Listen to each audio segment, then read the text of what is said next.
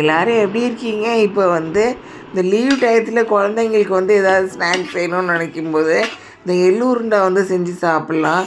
அதுக்கு 300 கிராம் அளவுக்கு வந்து நல்ல பாகு வெல்லத்தை எடுத்துக்கோங்க. எடுத்துகிட்டு வந்து அதை வந்து ஒரு பேனில் போட்டுட்டு அதுக்கப்புறம் தண்ணி வந்து ஒரு 100 ml ஊற்றிக்கோங்க. அதை வந்து கேஸ் ஃப்ளேம் வந்து மீடியத்தில் வச்சுக்கோங்க. நல்லா கரைஞ்சி வரட்டும்.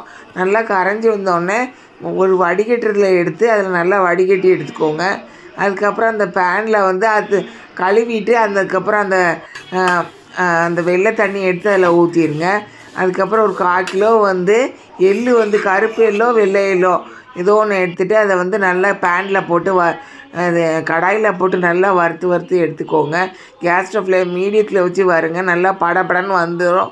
நல்லா வாசனை வரும். உடனே இறக்கிடுங்க. ரொம்ப நேரம் வறுக்காதீங்க. வறுத்திங்கன்னா கசந்து போயிடும்.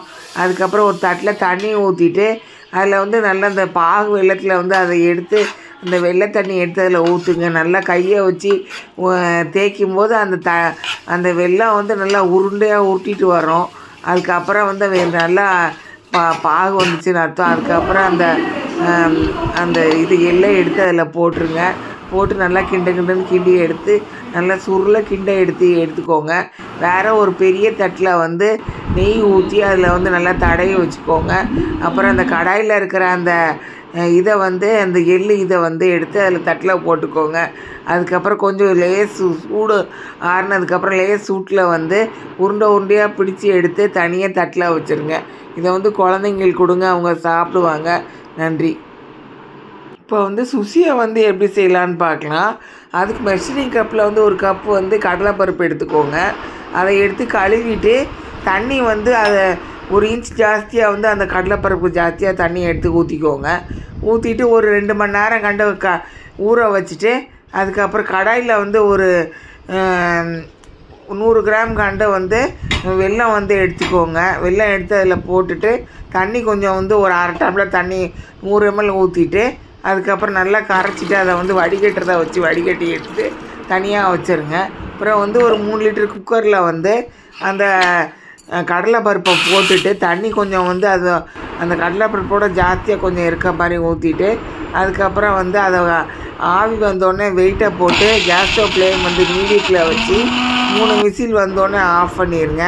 அதுக்கப்புறம் அதை எடுத்து ஆற வச்சுருங்க. அந்த கடலைப்பருப்பை ஆற வச்ச கடலைப்பருப்பை எடுத்து அதுக்கப்புறம் மிக்சியில் போட்டு அந்த வெள்ளை தண்ணி எடுத்து அதில் ஊற்றி அரைச்சிக்கோங்க.